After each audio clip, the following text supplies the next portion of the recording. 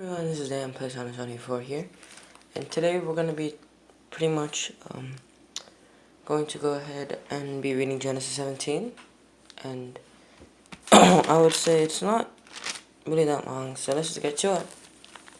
Genesis 17, the covenant of circumcision.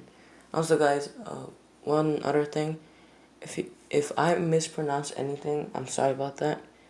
But other than that, let's get started.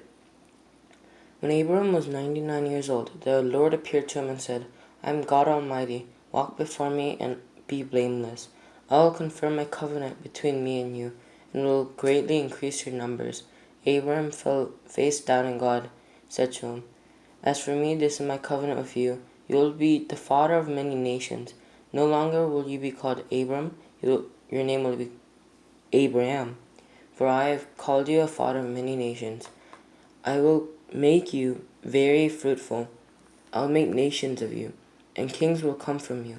I will establish my covenant as an everlasting covenant between me and you, and your descendants after you for the generations to come, to be your God and the God of your descendants after you. The whole land of Canaan, where you are now an alien, I will give as an everlasting possession to you and your descendants after you, and I will be their God. Then God said to Abram, As for you, you must keep my covenant, you and your descendants after you, for the generations to come.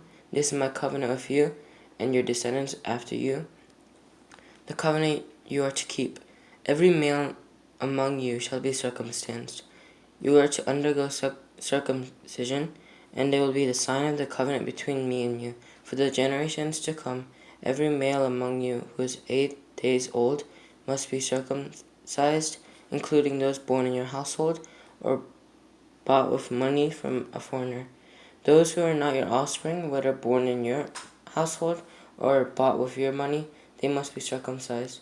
My covenant in your flesh is to be an everlasting covenant. Any uncircumcised male who has not been circumcised in the flesh will be cut off from his people. He has broken my covenant.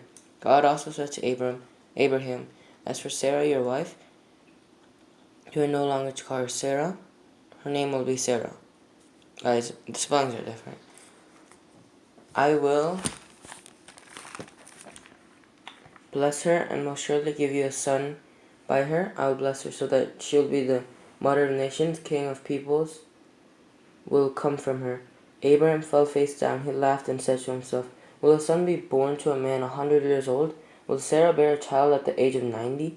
And Abraham said to God, If only Ishmael might live under your blessing. Then God said, Yes, but your wife Sarah will bear you a son, and you will call him Isaac. I will establish my covenant with him as an everlasting covenant for his descendants after him. And as for his descendants after him, and as for Ishmael, I have heard you.